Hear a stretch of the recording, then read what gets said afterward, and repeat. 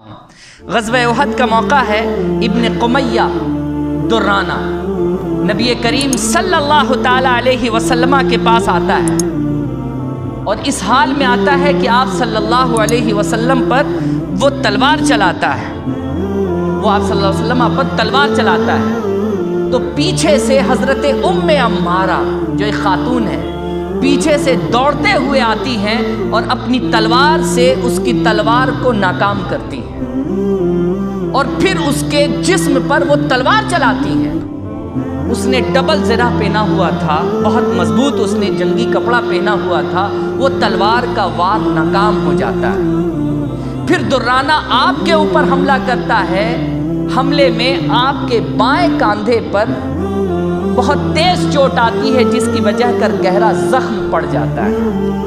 پھر آپ اپنے دائیں ہاتھ سے اس پر وار کرتی ہیں یہاں تک کہ وہ اپنے گھوڑے کو دوڑاتا ہوا واپس میدان کی طرف بھاگ جاتا ہے، کفار مکہ کی طرف بھاگ جاتا ہے۔ یہ بتانے کے لیے آپ کو میں نے یہ بات اس لیے رکھی ہے کہ آپ دیکھیے کہ نبی کریم صلی اللہ علیہ وسلم پر احد کے میدان میں جب دشمن وار کر رہے تھے تو مقابلے میں کون کھڑا ہو گیا؟ مسلم خاتون کھڑی ہو گئی، ایک صحابیہ کھڑی ہو گئی نبی کریم صلی اللہ علیہ وسلم کو بچانے کے لیے۔ مسلم خاتون حضرت ام عمارہ کھڑی ہو گئی اور ان کی بہادری کی میں دوسری مثال آپ کے سامنے رکھتا ہوں۔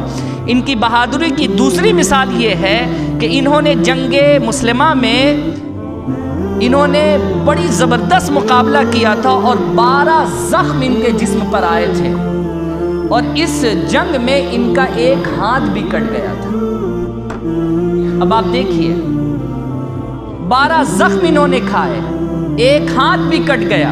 یہ کون تھی؟ مسلم خاتون تھی۔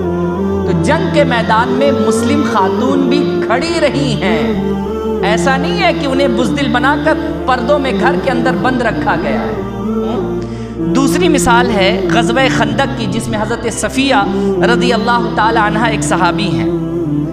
انہوں نے اس جنگ میں غزوہ خندق میں ایک یہودی کو قتل کیا تھا۔ انہوں نے ایک یہودی سے ان کا مقابلہ ہوا اور اس مقابلے میں انہوں نے یہودی کو مار دیا اور غزوہ خندق میں انہوں نے یہودیوں کے حملے کو ناکام بنانے کے لیے جو پلاننگ کی تھی وہ اپنے آپ میں بے مثال پلاننگ ہے۔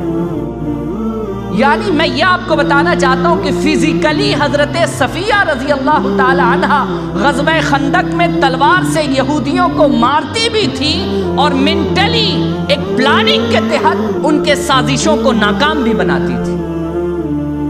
یعنی جنگ کے میدان میں عورتوں نے فزیکلی اور منٹلی دونوں اعتبار سے سہیوگ کیا ہے اور مسلمانوں کے ساتھ کھڑی رہی ہیں۔